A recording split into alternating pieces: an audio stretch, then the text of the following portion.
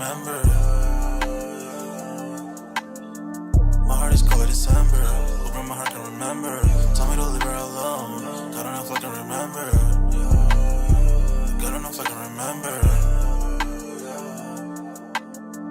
I'm drinking honey right now. Hope I don't crash all amount. If you see me out of town, hope I'm wildin' now.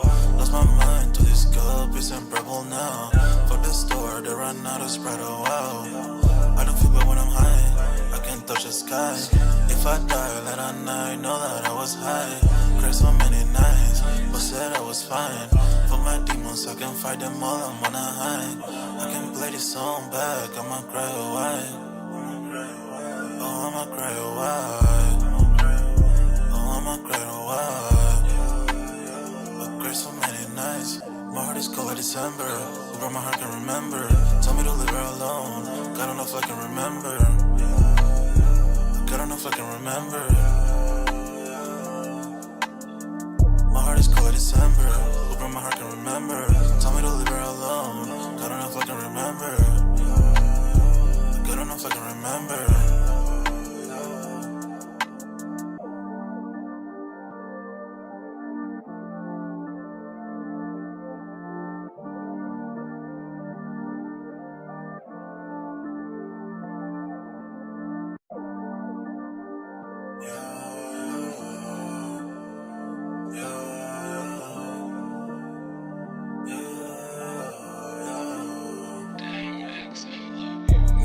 December, over my heart can remember.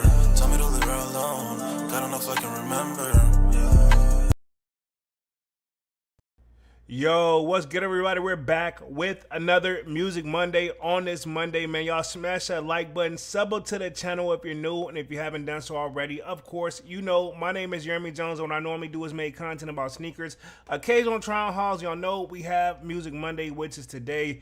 My fault on the delayed of starting the stream, even though technically I started on time, but I noticed every time my computer is due for an update, I be trying to wait to the last minute, and I was like, I'm gonna do it when I get off stream.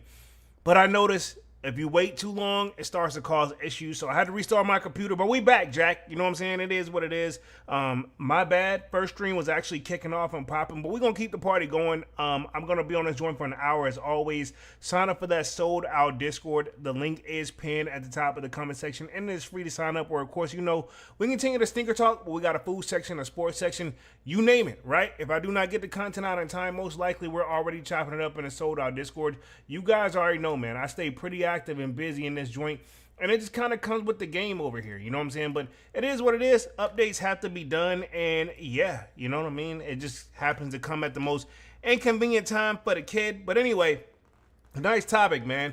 Got several I want to cover, so I won't waste any time. This one I saw covering last year. Looks like Kodak and looks like Young Thug. I believe Kodak, if I'm not mistaken, he had been dropped from his current record label, and Young Thug says he wants to bring him over to the YSL record label, right? Okay, and Kodak is actually entertained and said what it would take for him to be brought over to that. So we're gonna start there.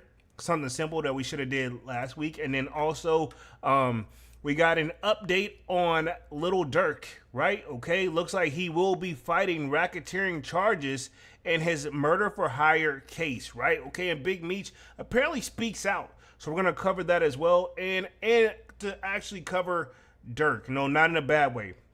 And then Boosie, looks like he has paid like legal action. He's going to take legal action because he actually paid over $600K on failed effort to secure a Trump pardon. You know what I'm saying? So looks like Boosie's trying to get out of his legal situation. And in the last part of the stream, Jay-Z did a Yankee Stadium takeover. Pretty much everything that went down. I'm going to make sure I cover that tonight as well. So as you guys coming out, y'all let me know if audio and visuals is good. My bad for starting a little bit later than normal. But you know what? Normally, I would probably be starting the stream around this time anyway. So we're going to keep the party going. Y'all smash that like button as y'all coming out of the chat. Let me know if audio and visuals is looking good. It should be looking better. I know for a fact that if I would have tried to push through that last stream, it would have been so choppy to the point where I had to restart it anyway. So that's why I didn't even want to, like, you know, get halfway through it and then get frustrated. I got to start all the way over. So we're going to make sure we start it right this time. My bad. But updates pushed through. Look, everything is good and visuals looking good. So let me share my screen here and get the party started. For the people that was in the previous stream, appreciate that. I saw the comments, but I didn't get a chance to read them on stream. But let's go ahead and just talk this Kodak and Young Thug situation, and then we'll roll on to Lil Durk and the Boosie. Then we'll talk Jay-Z, right? Okay, so give me a second. I'm going to share my screen, and boom. You guys should be seeing my screen right here. As you can see, Young Thug wants Kodak Black to name his price to sign with YSL Records. Now, again, YSL Records haven't had the best record. No pun intended here. Ever since that whole legal thing that's went down, Gunna and Young Thug seems like it still haven't been worked out in my opinion, but it is what it is. So we're going to keep it going here. It says YSL Records is looking for its next superstar apparently. So this was posted on June 21st. And we got an update from Kodak. But it says, Young Thug hopped on social media to let the world know that he'd give practically anything to have Kodak Black sign a recording contract with YSL Records, right? Okay. So, and I think Kodak actually responded on the video. So we're going to play that here in just a little bit. But it says, Thug took to X on Sunday, June 21st, to respond to the reports that Black is now independent after ending his deal with Capitol Records. Reposting the announcement from the My Mixtapes, Thug wrote, if he would do a deal with me, I would give that boy whatever he thinks he want. No kizzy, right? So that's Young Thug right there saying he wants to sign Kodak. Thug's claim he came days after Black released his 9th studio album, Kodak the Blessing. The project, which was dropped in a surprise release the day after his 29th birthday, features appearances from artists including 1900 Rugrat, Rallo Rodriguez, and Friday. It says if he wanted to do a deal with me, and this is what Thug posted on actual like X, aka Twitter. Now, if you see this logo, one thing I want to say this too that I've been noticing is this whole new logo is a mixture of literally like a mixture of a YSL, right? You just have to turn it a certain way. It's very, very, very creative, but it's definitely, there's a Y. If you turn it sideways, you'll see the S, and then there's an L in this as well. It's just all over the place, but yeah. I mean, that's the thing. So Kodak Black reveals he's not going to be on the deal anymore, so we got that. And then this is Young Thug saying, we working on this compilation album, the whole YSL. So, again, that's that. But let's go and see what Yak said that he would take to sign him, right? So I want to make sure I save enough time for Jay-Z because this time will go by quickly. And I already started late because the kid had planned to be off right at 8 o'clock. But you know what? We're going to keep grinding, keep pushing, and do what we got to do. But it says Kodak Black reveals his huge list of demands to sign with Young Thug's YSL. The Florida rapper said that if he were to sign with Thugger, he would want some pretty big incentives, right? It says Kodak was shared of a list of serious demands of if he was to be offered the opportunity to sign with Young Thug's YSL Records. On Thursday, July 9th, the Florida rapper touched on the subject during a live broadcast after a fan brought up Thugger's public offer from June. Let's see, it says, yeah, Thug talking about whatever I think I want if I do a deal. Oh, yeah? Kodak said, well, shit, I need a collab with Mariah the Scientist. I need $100 million. So I think this is right here. This is the video. I'm going to say this right here. Play it in fair use. Again, as you guys coming it out, man, y'all. Bear with the kid, started a little late, but we're gonna play this video right here, fair use. Let's see. That's my new. This Yak, by the way. Talking about? Okay, alright, Mike. Yeah, I let G6 go over there. What y'all think? It's hard to understand him. I don't know if he just be heavily influenced or what, but it's like, yo, I don't know, man. His music, thank God he can really rap, but this joint is one of those like, yo, come on, man. Look how he stared at the screen. He be just so zoned out. Like, I don't know what he on, but I don't think I want to try it. Allegedly. You feel me? Yeah, cause like, I man, talking about whatever I think I want. If I do a deal, If you would do a deal with me, So it's already playing some of the music in the background, so I want to play fair use because I don't want to get this like copyrighted, but it's only that long, so it's like 38 seconds. Pause. whatever makes you want. Oh yeah? Oh shit. I need a collab album with Mariah Scientist. I need 100 millions. So he won 100 millions and he want to collab with Mariah the Scientist, which that's Young Thug's girl to the best of my knowledge, right? So Kodak Black is saying what it's going to take for him to go over to YSL. I think the collab album being no problem because Thug will probably be right there the whole entire time. You, whatever you think you about to do, you're not about to do. 100 million, I don't know if you're getting 100 million, fam. I don't, even some of the biggest record labels, I don't think they're going to give you 100 million. And Thug, I'm not saying he ain't got 100 million, but he ain't trying to give you that, you know what I'm saying? Like, respectively. Is Kodak worth 100 million? Right? I don't know. When's the last time he put out like a successful hit for real? So he didn't even say much on this joint, right? But yeah, is Kodak worth 100 million? Like, I don't know. Maybe his catalog is, but right now, can we say Kodak will go viral and go? I'm not saying he won't. But sometimes whenever your hits drop, you got to strike while the iron is hot. It's hard to reinvent the wheel. But it said it's clear from his demands that Kodak Black's not really contemplating Thug's offer. In June, Thugger let the world know that how much he would love to sign Kodak, responding to reports on X that the rapper was independent after finishing his Capitol Records deal. If he would do a deal with me, I would get that boy whatever he thinks he want. No kizzy. That's what Thug wrote, which we just covered that. It says YSL currently features a roster that includes Thug himself, 1300 Saint, Tourist, Diamond, Strict, and Young KO. The label previously had Lil Baby, Gunna, Nine Vicious, and Little Keys signed to it. So again, I remember Gunna, obviously, but the Gunna and Thug situation kind of fell out. But it says Black is fresh off the release of his 9th album, Kodak the Blessing, which dropped in June, released the day after his 29th birthday. The LP features appearances from artists like Rallo Rodriguez, Friday, and 1900 Rugrat. In other Kodak Black news, the rapper recently suggested that he be down for a formation of the supergroup with Kanye West, Kendrick Lamar, and pretty much him, Kanye West, and Kendrick Lamar called KKK. Yeah. And sad part is I think Ye would actually be down to do it. Says me, Ye, and Kendrick, bruh. You know what our group called? KKK. Yeah, I don't know what he on right now, but I don't think that's a good idea to name the group, respectfully. It'll get the attention, but I don't think it's the attention you would want, right?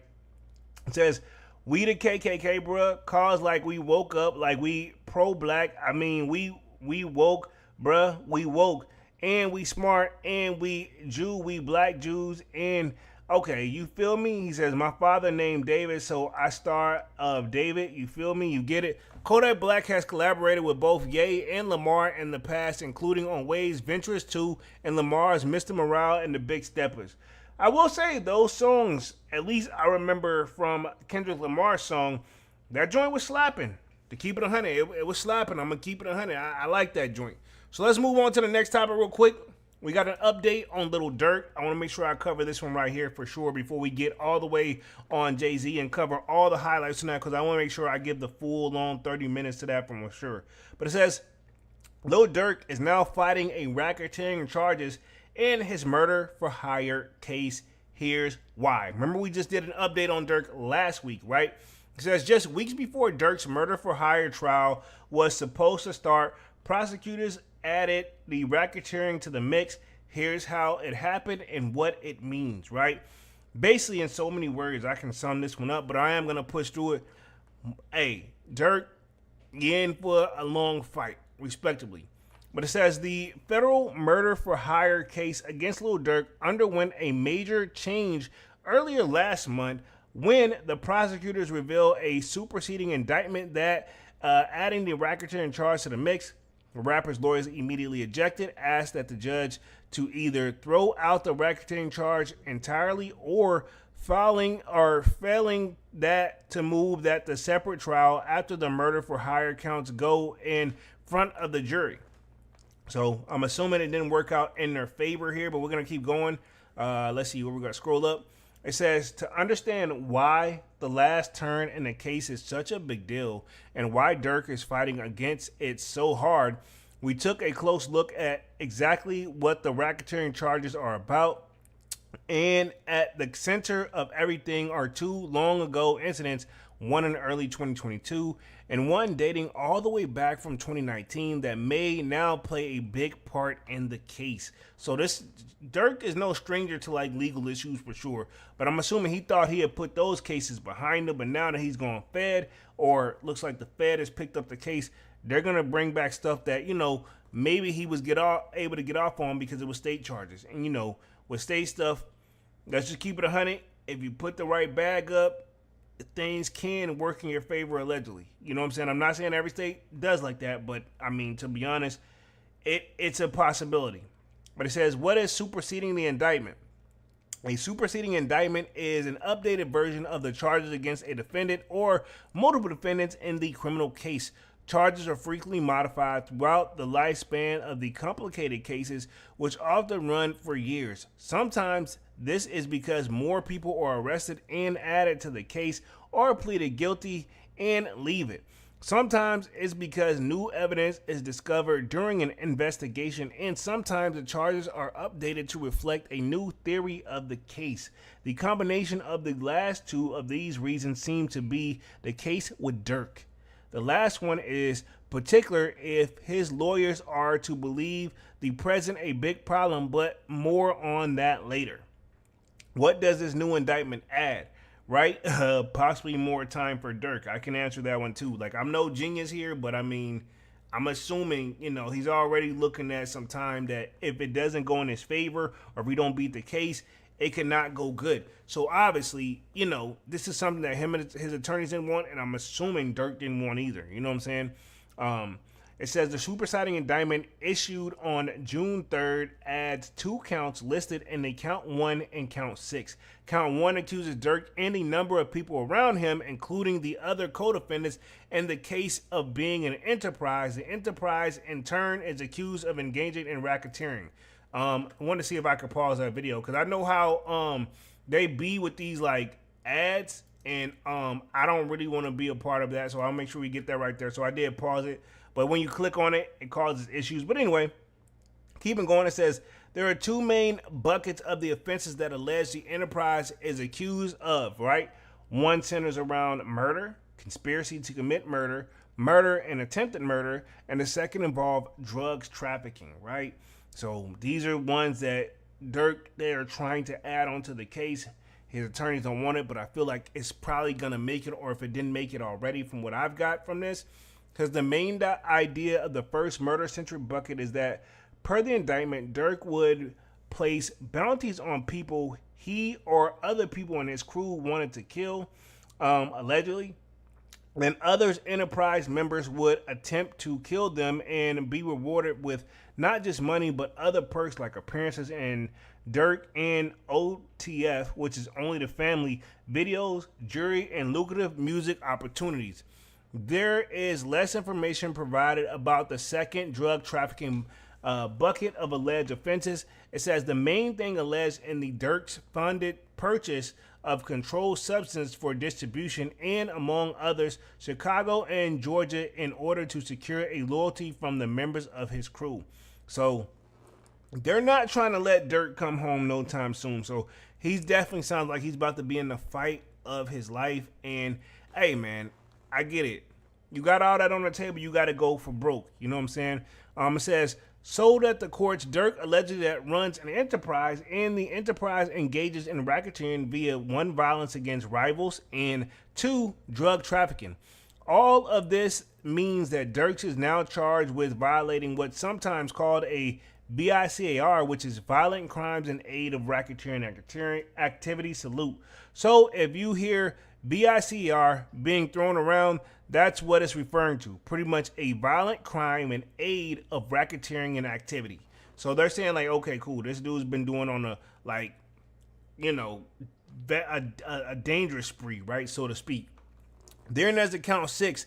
This one specifically involves a crime Durk and his co-defendants have always been accused of, an alleged murder for hire plot aimed at Quando Rondo, but the end of the killing of Rondo's cousin instead, except this time there's an additional factor that they call the killing a murder in aid of racketeering.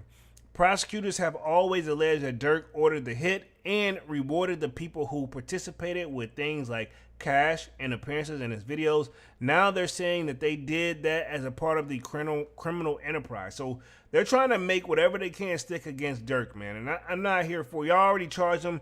I don't feel like it's fair that you guys, or that they can go back in court and, okay, cool, he's already locked down. You know what?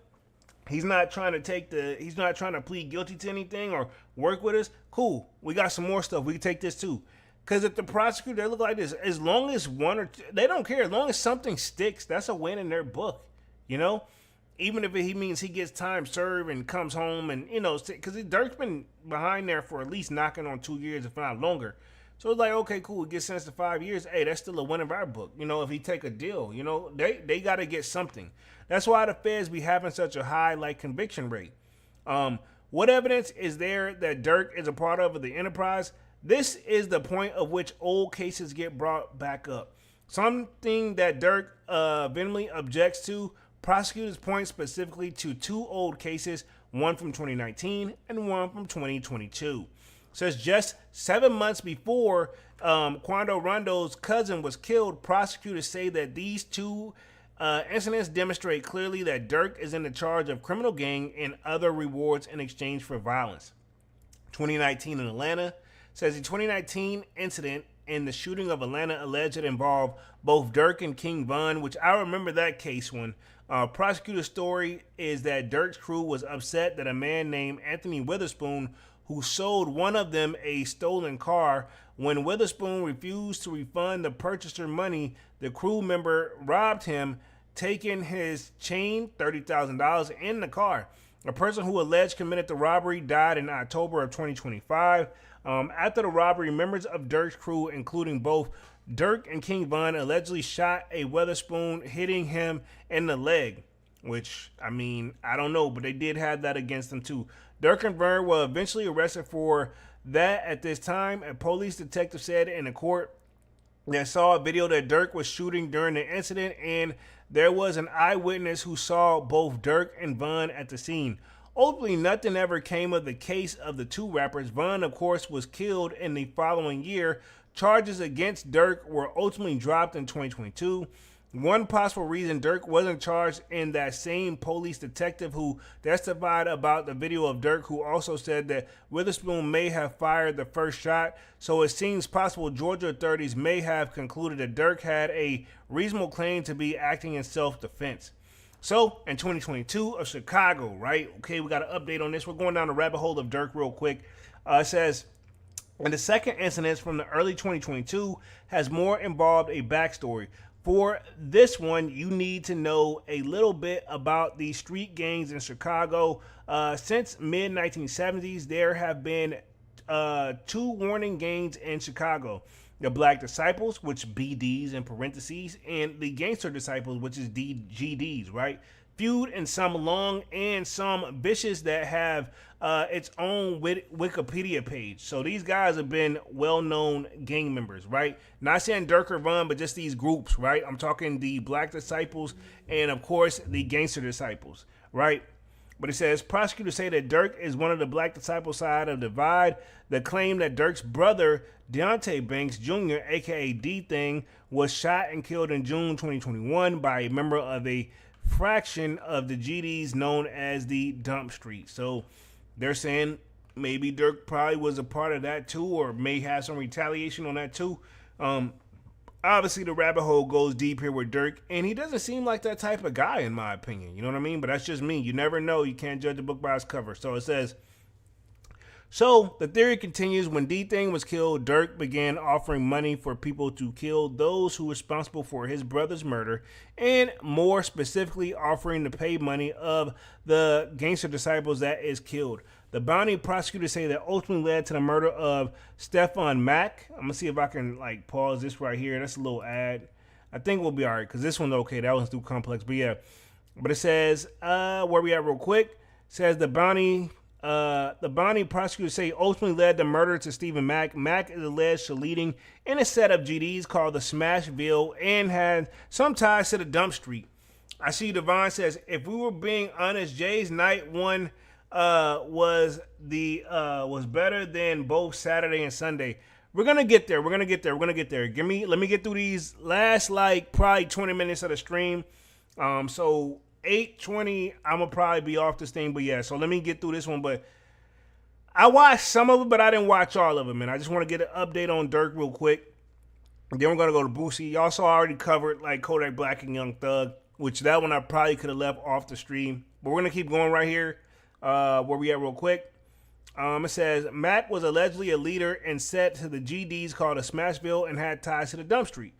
Durk was never charged of Mac's murder. However, the two people who killed him sent texts to each other about Durk and OTF and appeared to discuss a payment from Durk from the killing. A related fact is that both men were pleaded guilty to killing, admitted to doing in exchange for the promise of money. In fact, they admitted oversight where they had been in cash bounty for Mac's murder. Right? It says both Mac's killers had connections with BDs. One, Anthony Montgomery Wilson, per the police, is a member of the Mike City faction of the Black Disciples. The other one, Preston Marley Powell, had more tenuous ties. He lied for a while, the Mike City tutorials. A direct Durk connection is about 2 weeks after killing Mac. It said detail he was shot as he was walking out of the Youth Peace Center in Chicago. They began, according to the agent investigating in the case, texting each other about Durk's OTF, which is only the family and money. All of the information is from the affidavit given by the FBI agent April 2023. So pretty much that's the exchange right there of the text messages. I'm not going to kind of go through that one. And we'll go keep pushing right here. It says, here's Durk's lawyers reacting to all of this. Again, these are text messages that these guys are sharing. And the thing too, man, if you're smart, right? Think about it. They was texting each other back in 2022. What's up, OTF?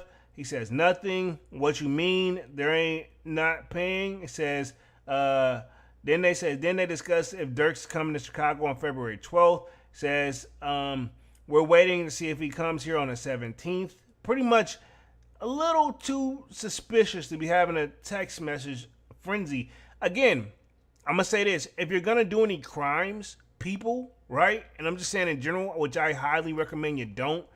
The last thing you need to do is be A, carrying a cell phone with you, and B, don't be texting anybody. If anything, A should be don't be texting anybody, and don't bring your cell phone, because they can do that. So, I mean, to be honest, in today's technology, the reason why people get caught a lot more, because there's a lot of more digital evidence out there. Back in the day, a lot of people didn't carry cell phones anyway. You know what I'm saying? So a lot of these people were able to beat some of the stuff. A lot of the stuff they wasn't, Let's see where we're at quick.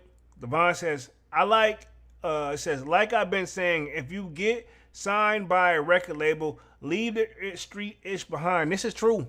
I would agree with that. Durk don't have to be here. You know what I'm saying? But at the same time, if you're rapping that lifestyle, right? Not picking on Durk here, but just in general, when you rap that lifestyle, you're gonna get challenged. You know what I'm saying? And I get it. Even if you're not about it, even if you are about it, somebody's gonna be crazy enough to try you. So I mean, I know, and that's the point of security, this and the third, but I mean, still, your family members, it's a lot of people you need to be under security. You know what I mean?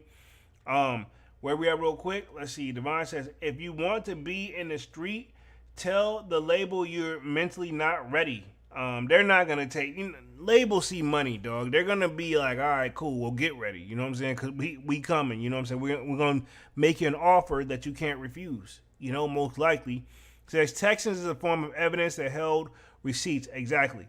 Texting, phone calls, bringing your phone. You could not say anything. But if they get your cell phone records, they're also going to see what towers you bounced off of. And most likely, if those areas have 5G, they're going to tell you, okay, around this time, the phone here, around this time, the phone here, boom, boom, boom. That's how your phone keeps signal. You know what I'm saying? Respectively. So you got to make sure that's something you got to leave behind. You know what I'm saying? You need to know your ways. I'm not telling anybody what to do illegally, but I'm just saying, like, you need to think about this if you're going to do a crime. It's not worth it.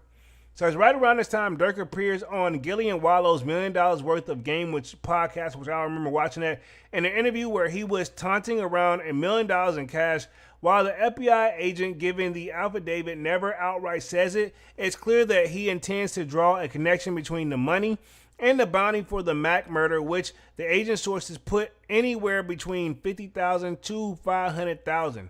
The reiterate, while Powell and Montgomery Wilson did plead guilty to killing Mac of the exchange of the promise of the money, while they did not admit the cash bounty for the murder, neither mentioned Durk's or anyone else's in the particular, and Durk was never charged for Mac's murder. Durk's lawyers also say that there are no direct witnesses and that this case against their client is built off of circumstantial evidence.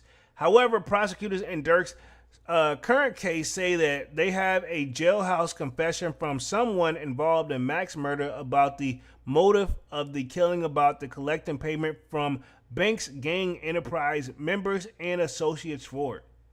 How Durk's lawyers is reacting to all this? Unsurprisingly, Durk's lawyers are not happy about this old stuff being brought up so late in the game, just weeks before they plan the trial date of August 20. So if I had to guess, fam, I'm no genius, it's probably going to get pushed back.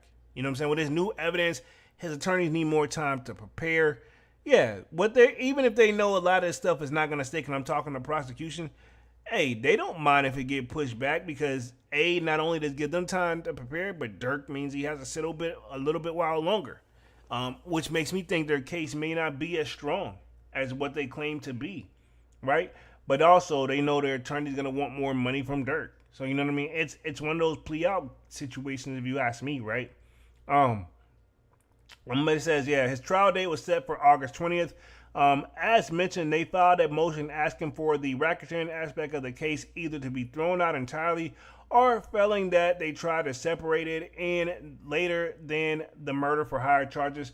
The argument hinges on several points. First, the government said back in February of this year that they're taking the Max killing off the table, but now they're putting it back into play with just a few months left, right? Devon says, the only thing I can say is if any new upcoming rappers, do you want to be street or you want to be money to escape the ghetto? This is my thing too. It's a gray area because what sells? Street stuff sells. You know what I'm saying? I get what you're saying, Devon, but the street stuff be selling. Don't make it right. We can take it back to Young Miami like I talked, last week? The stuff that you don't think that should be selling, it sells, you know? Let's say similarly that the prosecutors argued that they could have included the 2019 indictment and the accusation that Durk ran a drug trafficking ring from the start. In fact, in 2019 and 2022 incidents were both addressed in the court proceedings back in late 2024, but were not added to the charges until June 2026. And in February of this year, prosecutors actually said, we're not inclined at this time to introduce evidence about the 2022 indictment into the case. Evidence about the Atlanta case was not introduced until February of this year, and wasn't until May that the prosecutors made it clear that they plan to introduce the evidence into both incidents into this case. So they're trying to do whatever they can to make it stick, right?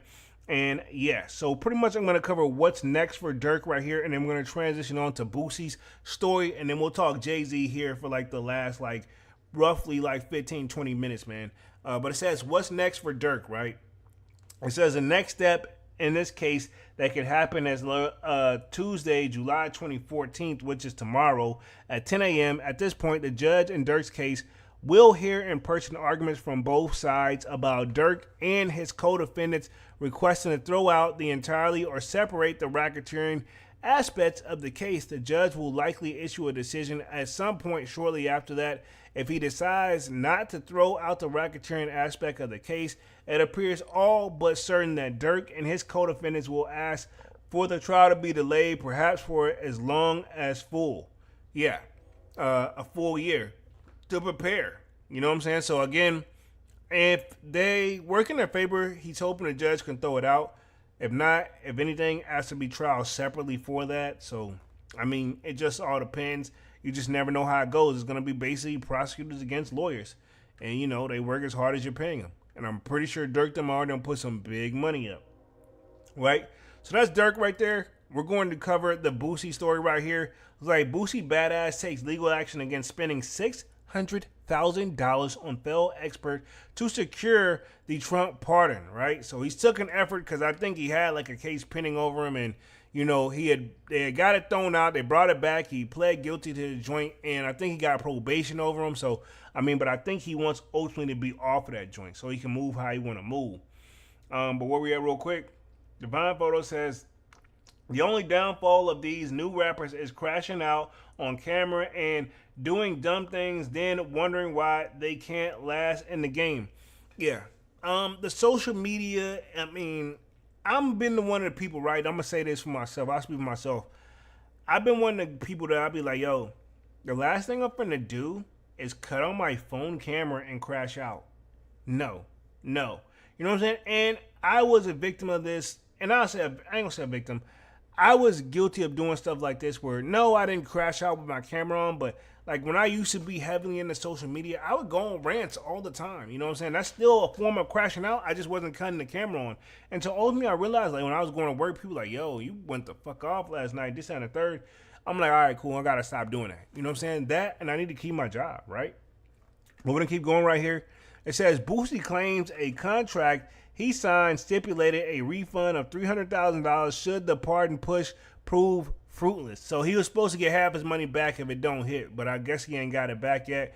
Let me pause this real quick because I know how YouTube be doing. Pause, because yeah, they be tripping on that one. But it says, where we at real quick? Boosie Badass is crying foul after spending hundreds of thousands of dollars to secure a presidential pardon only to come up with empty-handed. As detailed in an extensive report from Jasmine Wright and Taylor Javino from Notice, Boosie is pursuing legal action against Jacob Wool and Jack Blackburn and of J.M. Berkeley Associates after they forked over $600,000. I'm assuming he's not suing the president. He's suing the people that was supposed to help him get in cahoots with the president or get this legal stuff taken care of. And yeah, I mean, he's paid some big money. This lets you know how legal fees work. AKA, if you don't take anything else from this, expensive, right? Okay, this stuff adds up, no problem. But it says, in short, Boosie is arguing that the expert fee was paid under the assumption that it would likely lead to a pardon in question becoming a sure thing, with the Mr. Deepest Thoughts artist quoted in a Monday's report as saying that that the two men were talking like they had Trump on a speed dial. Boosie, you got to know better than that yourself, dog. You know what I'm saying? Boosie had made headlines in recent years of his public efforts to get his attention of Trump administration, including an immediate aftermath of Trump's second presidential election win in November 2024. Boosie been trying to become a free man for a long time, right? While he is free, but you know, he wants to be completely off the books. Says, can you pardon me on my Fed case? Boosie asked on X post at the time, I'm a non-violent felon. Then in January 2025, Boosie again pled in his case, arguing that he had been targeted. Fast forward to October of last year, Boosie had hired Jack Berkman, hopefully I'm saying that correctly, yeah, Jack Berkman and Jack Wool as a complex. Sean Sortedo pointed out that at the time, Berkman and Wool were previously convicted of having targeted primarily black areas in multiple states with tens of thousands of robocalls featuring false voting information. Cited in the new Notice report. And yeah, so pretty much in the Notice report is what the publication says is a contract signed by Boosie and Berkman. In it, it is said that the complaint shall refuse $300,000 to the client, shall a full president pardon of the matter is not secured. So basically, Boosie's saying, like, cool, he'll take the $300,000 as a loss, but I want half of it back. Because, I mean, he don't put up $600K, you know, he want his money back. J.M. Berkman and Associates, however, are disputing the instances of the $300,000 refund agreement, as well as defending the effort to claim was put forth in trying to secure a pardon. So, I mean, for some strange reason, Boosie think different, though. You know what I'm saying? He says, Complex has reached out to the legal reps on both sides for comment. The story may be updated. In X post this weekend, Boosie predicted that his new lawsuit in court would be national news come Monday. So, Boosie's already been speaking on it. So, Boosie been trying to get out of it, get a partner. And I can't knock him, you know what I'm saying? I can't really knock him for that. So, that's the update on Boosie. So, for the last 20 minutes here, right up on time, let's talk this Jay-Z Yankee Stadium takeover. Everything that went down, right? Me personally, I will say this. I do not want to see in or hear a new Jay-Z album. I know a lot of people showed up. I heard it was great things. I know Nas, my favorite rapper of all time, pulled up, and other people like Eminem as well. However, these Jay-Z freestyles, I got to keep it 100. I'm not the biggest fan of the Jay-Z freestyles. And I'm not the biggest Jay-Z fan in general. I'm not saying he don't got hits or he not doing his thing. But at the same time, to me, I feel like he's still a little bit overrated. But apparently sold out the stadium in New York. So it's just Jay-Z, 3-night Yankee Stadium bought surprise guests, iconic moments, and hours of long delays that tested fans' patience. We broke it all down, plus ranked all 3 shows. So here we go right here. Here's some key takeaways right here. This is all from Complex, so there's my source. Devon says, Boosie can be free if he stop going on social media and doing the controversial things. Yeah, to keep it 100, dog, I get what Boosie's saying. He making money off social media, but it's also hurting you too. You know what I'm saying? You an established artist and you got your set core fan base. You can go on there and promote yourself without saying certain things. I can say that, right? But here's some key takeaways from the Jay-Z situation. It says, Jay-Z's 3-night Yankee Stadium run framed his legacy throughout full album tributes to the Reasonable Doubt and the Blueprint. The trilogy closed with a Clariford guest-packed extra innings night that stretched to 3 a.m., mixing the greatest hits in with deep cuts. Point 2. It says, across the trilogy, he turned the stage into a family and friends victory lap, sharing emotional moments with Beyonce, Blue Ivy, trading classics with Nas, and bringing out stars like Eminem, Rihanna, Pharrell, Alicia Keys, Jeezy, and Slick Rick. Right? It says still, the run doubled as a live career perspective and soft confirmation that the new, more controversial album is coming. Proof that the culture always wins. Fam, he may be hinting at a new album. I'm gonna be honest, I really don't. And no disrespect, I could really do without a Jay-Z album. You know what I'm saying? I don't even think I even got into the 444 joint. You know what I'm saying? Respectively, the one where he did the triple fours, respectively. He said Usher was there too. Okay, appreciate that, Devon. But it says the album that did 43,000 in the first week now put 45,000 in the seats. Culture always wins. It says, of course, those are among the first words we hear from Jay-Z on the opening night of the 3-day sync of the Yankee Stadium shows. From all those ways, the Jay-Z compares to Michael Jordan: technical greatness, dominance, productivity, ruthlessness with opponents. What makes the two most alike is that neither forgets a sight. So as Jay-Z honored 30 years of his debut, Reasonable Doubt, he couldn't help but remind the audience once again that the world slept at first, but it's okay, we all caught up. So again, I'm gonna see if I can find some little snippets from the show. I thought they would have it in here a little bit, but I think that they don't really have it. They just got little images on this joint. So I want to make sure that I cover. Okay, they got some of this right here. I think this is Pharrell gives him his flowers. Let's see real quick. And I'll play a little snippet of this real quick. Because I figured they had to have some of the video in here. So here's one of them. Jay-Z speaks on the impact of the Blueprint, which I do want to cover that. As you can see, this one is a lot, so I may not be able to cover everything. But this is Jay-Z live, the set list. So I can't play some of the music, I'm sure. But this is Beyonce had the Yankee storytelling. Okay, cool. That's boom. That's Beyonce was there. Honestly, I know Nas was there. That one kind of got me like geek for sure. Nas, as y'all know, one of my favorite artists of all time. Yeah, this is a long article, but I do want to play the one with Pharrell here. Let me see if I can play this joint a little bit, get a little bit of fair use. I see you, Divine. Says he doesn't need to come out with an album. The only thing I don't like is why respond to haters years later. I mean, because you know what they're going to say. You know the saying, so-and-so respond when they want to. You know that's how they do. So let me see if we can play this part right here for Jay-Z's fair use. Says he speaks on the impact of the blueprint. Prepared to like walk away from this album. Obviously, given everything fair that was use, going by the on, way. and the way it resonated with the world, it was like part of healing for New York City. And when the numbers came back for the first week, I was blown away by the support and the love, and I was happy to, hopefully, to provide some relief in such a tough time. So thank you guys for rocking with me. That concludes the Blueprint album. I love you. Peace and love, New York City. Did he like change fits or something? Because he got the all white joint on with a hat. Maybe I didn't, because I wasn't there. So he had that, yeah. So that's obviously a different fit, but I think he had other people out too. Let me see if I can get to the Pharrell joint. I want to make sure I play this. This is Pharrell gives Jay-Z his flowers at the extra innings. One of the greatest to have ever done it. The fact that he can come out here and do this in Yankee Stadium 3 nights in a row. Yeah, buddy. Paris.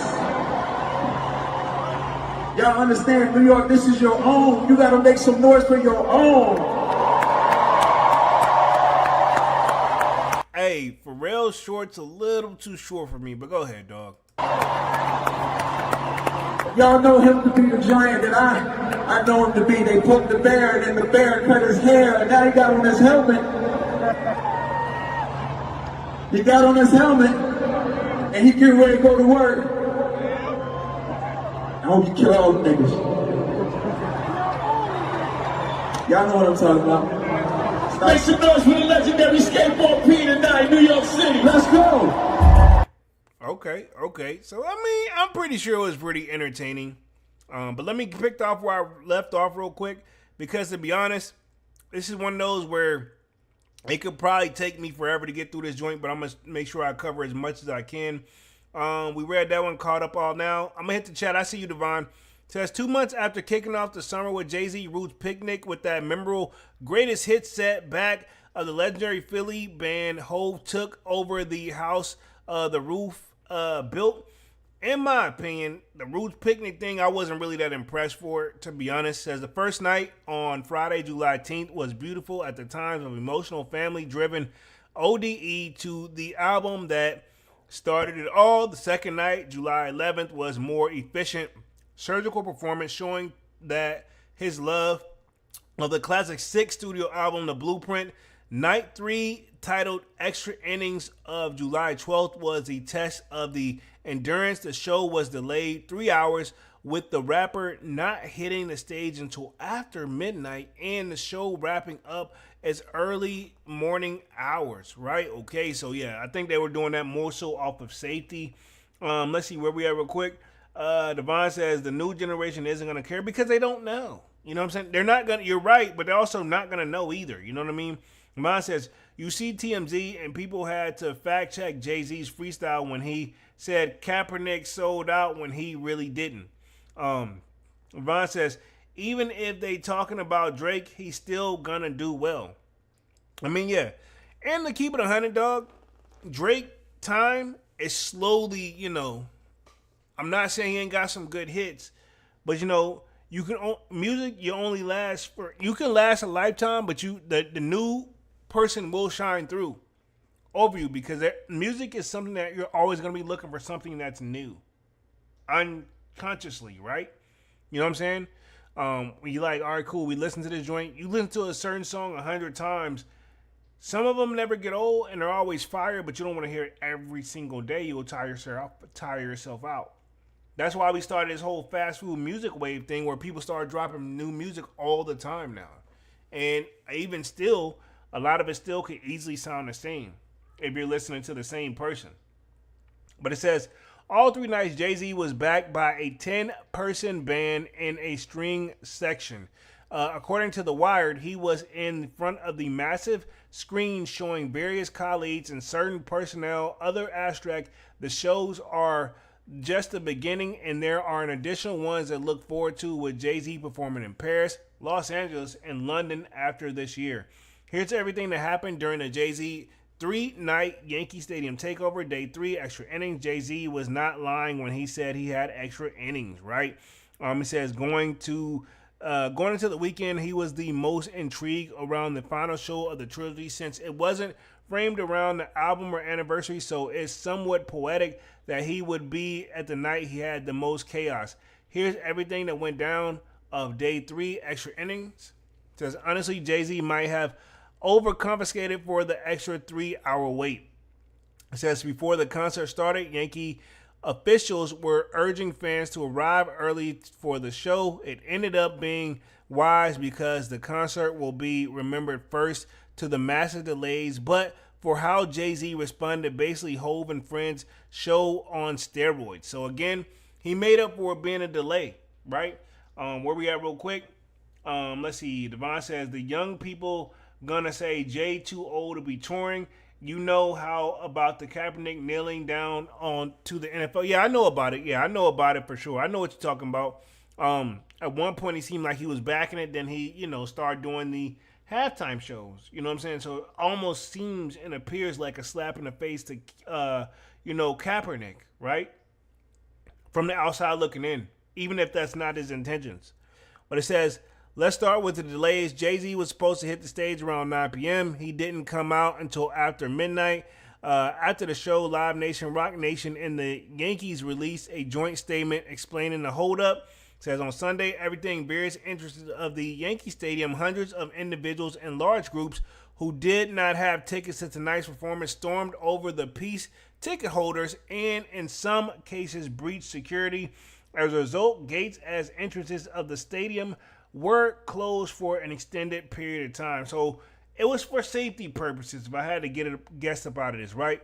Now, the performances at the night seemed to be put on Battery and Jay's back. The show was a massive in scale, with the rapper doing 44 songs, almost doubling his output from the Blueprint night, right? The crowd did not seem too restless there when a lot of the chants or booing, which can happen in these situations, and by the time the music started, most people seemed to have forgotten about the delay. Even at 3 a.m., when the crowd, sweaty and hot, having waited around hours, most people in the attendance were still locked in. So that's how you know there's some true diehard fans, because me personally, I probably said, fuck it, I'm going home. But at the same time, you pay for the tickets, you're like, no, I'm not going home, because if this mother trucker's there, I need to see and get my money's worth. So, but I don't know if I would have been out to like 3 a.m., fam. You know what I'm saying? And that's what time I get up. You know what I'm saying? I don't know. Especially on a Sunday, if I'm not mistaken, you got to go to work tomorrow. I mean, just know. For me, right? But everybody's got their own opinion. It says, going into the show, there was tons of debate about what Jay would do. Would this be the greatest hit show or something more B-side oriented? It says, turns out the mix of both. Of course, there were all the classics you want to hear at the Jay show, from Empire State of Mind to You Don't Know to N-Words in Paris. But there were some truly electrifying, like deep cut moments.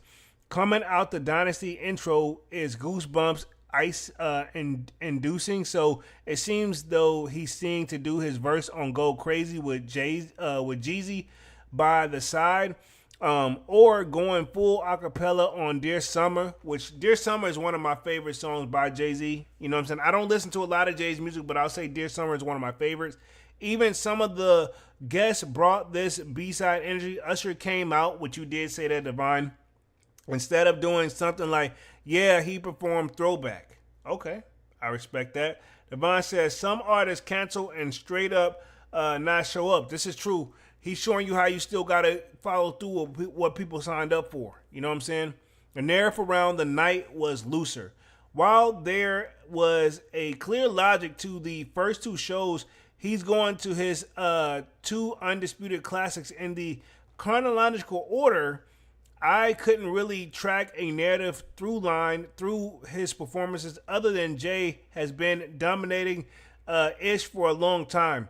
He could hop on an era to era, album to album in very loose jam session type of way. At one point, he pulled off a 3-song stretch that went something like N-Word, What, N-Word, Who, Originator 99, No Church in the Wild, and The Dream and Click. Ultimately, the movies like they made for the most unpredictable night of the 3. So he went all in on the performing. So they said Rihanna stole the night because she showed up as well. It says, if you have the categories, all 3 by the guests, the night was night 1, Nas, night 2, Eminem, night 3, Rihanna.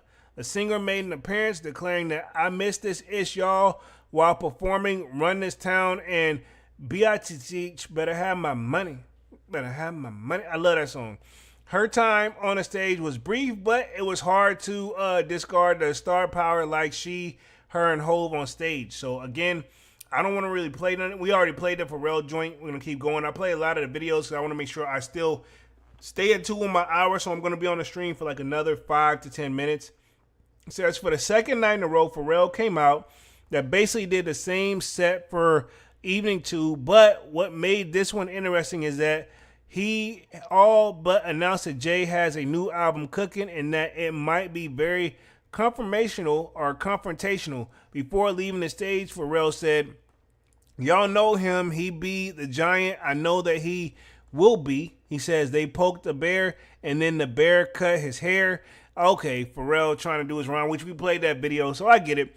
He's hinting that it could be another album in the work. Like I told y'all at the beginning of the stream, I personally do not, like, no disrespect to Jay-Z, dog, and I mean this from the bottom of my heart, but I don't know, man. I don't know if I want to hear another Jay-Z album, respectively. I mean, unless it's just really cooked up with bangers, you know, but Jay-Z's done this from time to time. Whenever auto-tune was a thing and Jay-Z didn't do the auto-tune, he did the death to auto-tune type of thing, you know what I'm saying? Like, I don't know.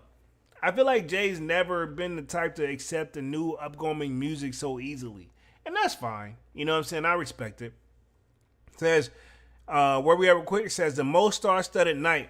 The names that are stacked. It says Tiana Taylor came out to do Can't Knock the Hustle. Fat Joe and Jadakiss did New York. The Clips, Swish Beats, and the aforementioned Jeezy all made an appearance. Jay really implemented the Rolodexes here. It says, but obviously the biggest name was his wife, Beyonce, cleared the stage for a dazzling rendition of Drunken Love. It did quite overshadow the opening day one, but it was still powerful. Performances-wise, this might have been the most flawed night.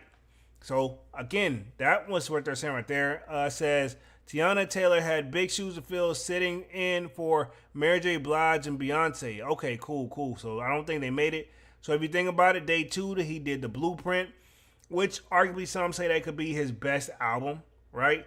Jay started the show at 9:11 EST. That's pretty late, especially if they were there till like 3 a.m. So he really went in.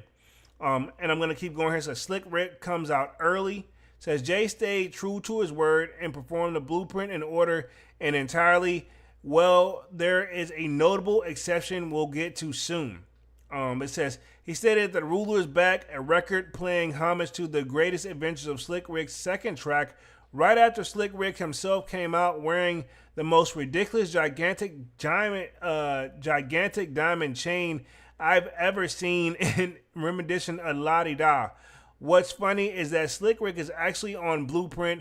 He does his hook for girls, but this was the only appearance that made the evening. Okay. There's no mention of Takeover. So that was one I think he did where he did this against Nas, if I'm not mistaken. Yeah, exactly. This is where he dissed Nas, but Nas was on stage, so he didn't do that, right? And we're going to keep going. It says Eminem was the highlight of night 2. Me personally, fam, y'all know I'm not the biggest fan of Eminem, respectively. Even though, you know, I know they got a great song, but it wasn't really that crazy for me. It says outside of M, You Don't Know got the biggest reaction of the night. Says maybe the funniest moment of the night one came when Jay refused to perform You Don't Know Me, teasing the crowd. Instead, that one he did was a Blueprint night. Okay, cool. I can see that. Says he was great with the Waited because when the song finally dropped, it easily got the biggest applause of the night. It really is the phenomenon of the hype Jay-Z songs throughout the Just Blaze. Jigga That N-Word and Holla Hove pretty much actually kind of rang off. Okay, yeah, so we did see this one right here. J and P reunite, which that's for real. That's images of that joint.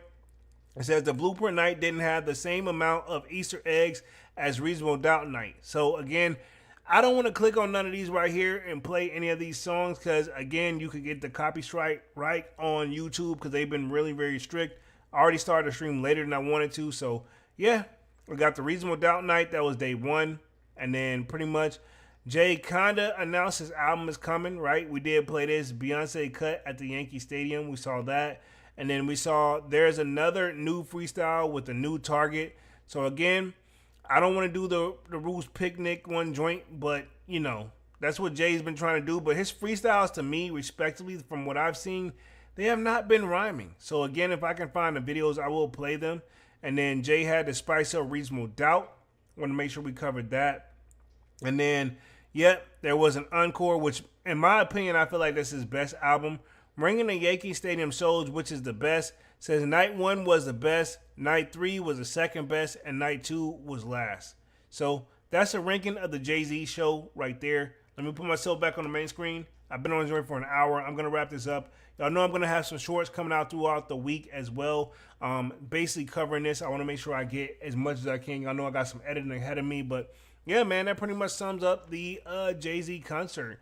You know, I know this one was a little bit longer than what I wanted to be and started a little bit later. But appreciate you guys for coming through and showing love as well, always. Pretty much, nice topic. We pretty much covered Kodak Black. What would it take to get him to sign to YSL Young Thug's label? We also covered pretty much a update from Lil Durk. Pretty much they're trying to add more to his case, so we'll see how that goes because there should be an update tomorrow as well on Lil Durk. And then Boosie looks like he wants to sue the team that said that they could almost possibly secure him a Trump pardon, but obviously it didn't work out in his favor. And then we also just covered the ins and out of Jay-Z's pretty much show at Yankee Stadium, everything that went down for the most part. Covered that in a nutshell. But other than that, man, been on this joint for like an hour. Let's go and wrap this thing up for the night. Appreciate everybody for coming through and showing love as always.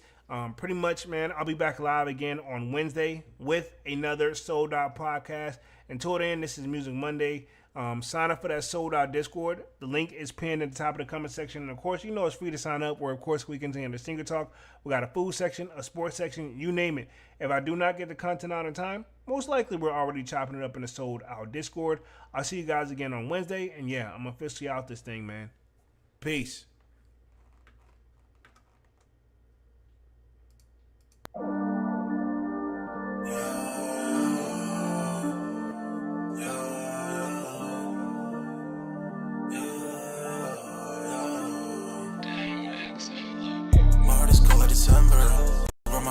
Remember, tell me to leave her alone. God enough I can remember. God enough I can remember. My heart is cold like December. Open my heart can remember. Tell me to leave her alone. God enough I can remember. God enough I can remember. I'm drinking honey right now. Hope I don't crash all amount. If you see me out of town, hope I'm wildin' now. Lost my mind to this cup, it's unbearable now. For the store, they run out of Sprite, oh wow. I don't feel bad when I'm high, I can't touch the sky. If I die, let a night know that I was high. Cried so many nights, but said I was fine. For my demons, I can fight them all, I'm on a high. I can play this song back, I'ma cry a while. Oh, I'ma cry a while. Oh, I'ma cry a while. So many nights, my heart is cold like December. Over my heart can remember. Tell me to leave her alone. God enough I can remember. God enough I can remember. My heart is cold. remember. Tell me to leave her alone. God enough I can remember.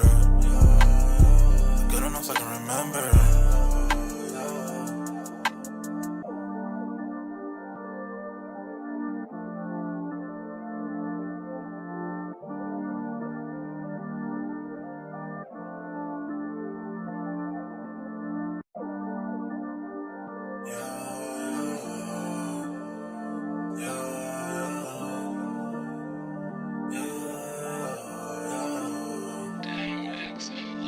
My heart is cold like December, where my heart can remember. Tell me to leave her alone. God enough I can remember. God enough I can remember. My heart is cold like December, where my heart can remember. Tell me to leave her alone. God enough I can remember. God enough I can remember. I'm drinking honey right now. Hope I don't crash all amount. If you see me out of town, hope I'm wildin' now. Lost my mind to this cup, it's unbearable now. Fuck the store, they run out of Sprite, oh wow. I don't feel bad when I'm high, I can't touch the sky. If I die late at night, know that I was high. Cried so many nights, but said I was fine. For my demons, I can fight them all, I'm on a high. I can play this song back, I'ma cry a while. Oh, I'ma cry a while. Oh, I'ma cry a while. I cried so many nights. My heart is cold like December, where my heart can remember. Tell me to leave her alone. God enough I can remember. God enough I can remember. My heart is cold like December, where my heart can remember. Tell me to leave her alone. God enough I can remember. God enough I can remember.